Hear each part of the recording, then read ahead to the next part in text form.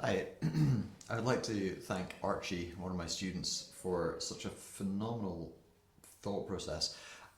He came into lessons once and said that he was playing with a ruler in school, um, putting it on the desk, playing it like this, twanging it, and it would make a sound. And as he twung it, I don't know what the participle of the word twang is, um, you'd hear the sound coming off it, and then as you move it in towards the desk, the note goes higher. As the ruler becomes shorter, it shortens the vibration, and therefore the pitch comes higher. At its fullest length, it is deepest, and at its shortest length, it is highest. It has. As a teacher, I started playing around with this idea. So that a ruler has significant points along here, and because it has significant points along here, we could actually measure where we are in terms of the heights. So we're bringing it across to here. I'm going to teach you how notes work on the guitar. Generally speaking, this is how notes work, but this is specific to the guitar. What we're going to be dealing with is the open strings of E, A, D, G, B, and E. That is elephants and donkeys grow big ears. Elephants and donkeys grow big ears. So that gives us the E string down the bottom, elephants, and so that's E string here, and donkeys grow big and ears. And what we're going to be doing by the end of the video is we're going to be playing Batman on all of these strings. So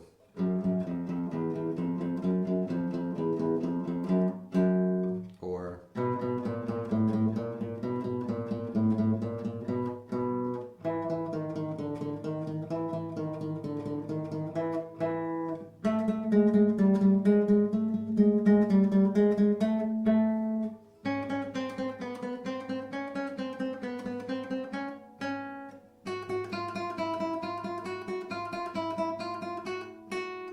and so on. So let's have a quick look at what I'm doing there. If I take the A string, which I'm on here, and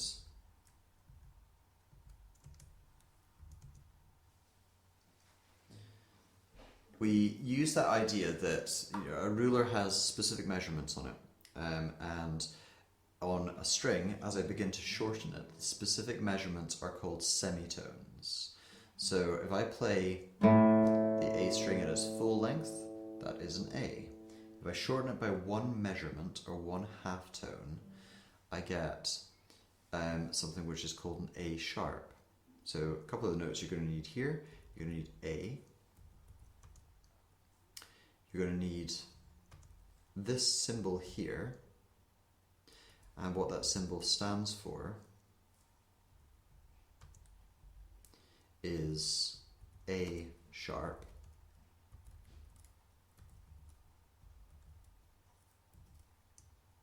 Helps if I press the shift key. And then we're also going to need B. And that is found A, let's put a full stop after that. Oops.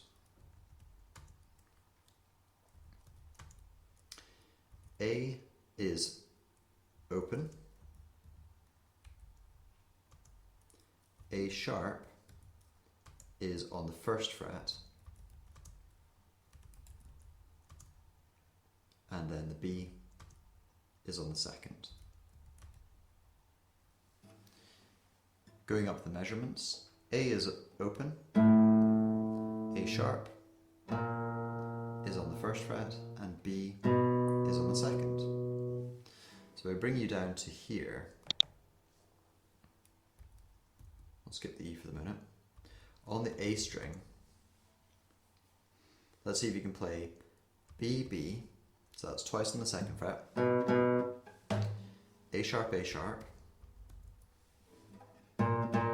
which is on the first fret. So far we've got B, B, A sharp, A, A sharp,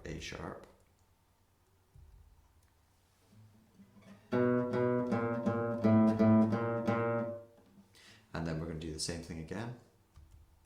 B, B, A sharp, A,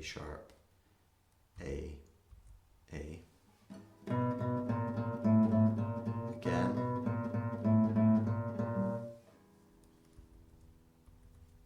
and then finally A, with a bit of a pause at the end. B, B, sorry.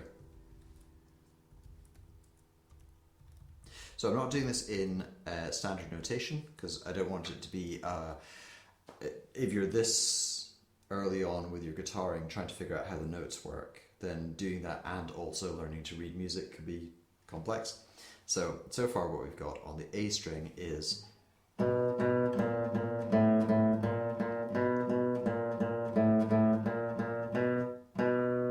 or B, B, A sharp, A, A.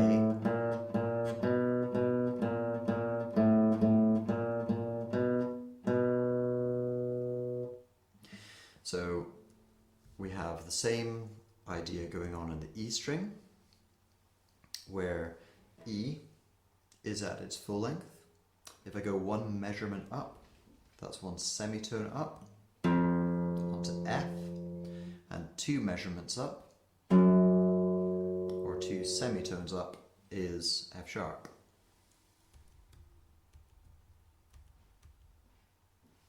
So we've got this. F sharp, down to F natural, down to E.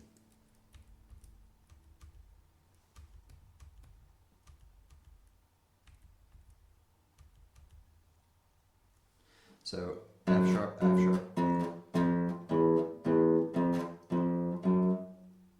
Did I get that right? E, F sharp, F, F, looks a little shorter on the E string than it does on the A string.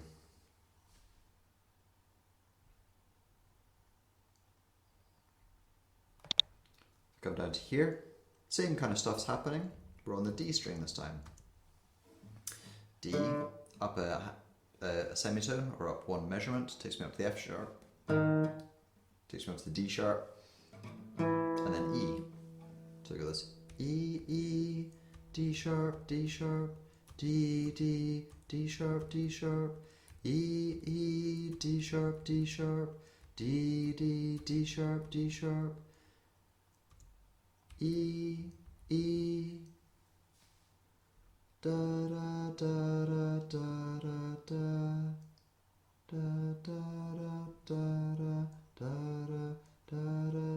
da. Yeah, I'm really looking at this this E1 across here. I'm wondering why that is so short. It is right. On the G, no laughing at the back. On the G string, we have G, up one measurement takes up to G sharp, and then up two measurements or two semitones takes up to A.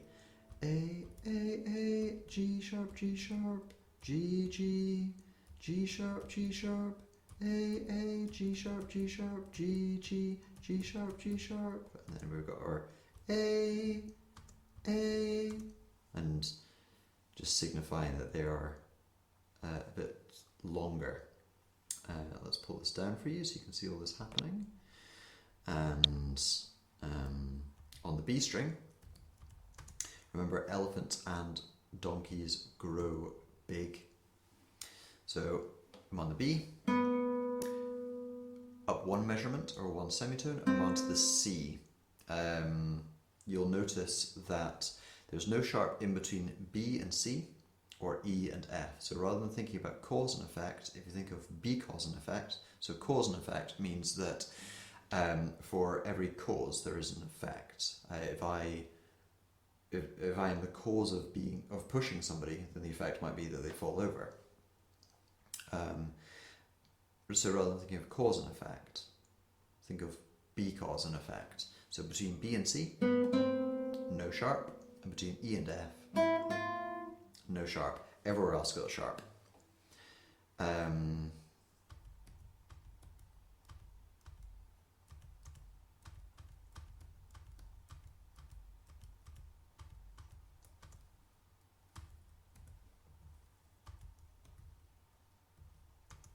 So that gives me C sharp, down to the C, B, C, C sharp, B, and we have elephants and donkeys grow big ears. So everything that's happened on the E string can actually just be copied across to the high E string. So we have low notes down here,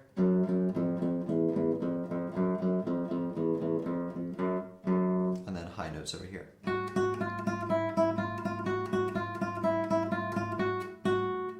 You may ask, why are these E's high and low? Because there's no difference in the length of the string. Pythagoras, the Greek mathematician, found that as you divide a string in different lengths, like a ruler, if shorter lengths equal higher notes. But Galileo Galilei, who's a famous mathematician, natural philosopher, his father actually discovered that not only is it the length of the string, but the thickness of the string. If you double the thickness of the string, then you get different octaves as well, which is why the E string, the low E string, is thicker than the high E string. And if we didn't know this, when we started making pianos, then the lowest note in a piano would be 24 miles long. But if you have a look at the long string on the piano, it is also the thickest, and it's a combination between its length and its thickness that gives such a deep note.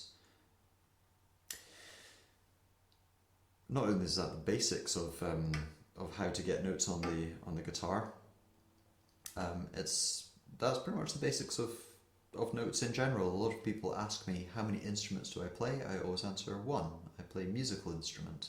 If I wanted it to sound like a guitar, I'll play it on a guitar. If I want it to sound like a piano or a ukulele or a mandolin, as I look around my studio, I can see lots of different instruments that I play. When you understand how notes work, you'll understand how to play all of music, and you can apply it to everything that you want to do. So, hopefully you've got a lot from that video. I post thoughts, I'll have thoughts while out walking the dog, or I'll be in a lesson and think, actually, I think people would benefit from that. Post a quick video on it. If you want to have those thoughts posted to you so you don't need to generate them yourself, then subscribe to the channel. That will let you click the notifications button, and then you'll get the notifications happening. Share these videos with people that you know. This means that the teaching reaches more people, which is all to the good. I'll see you in the next video, and we'll take it from there. Bye for now.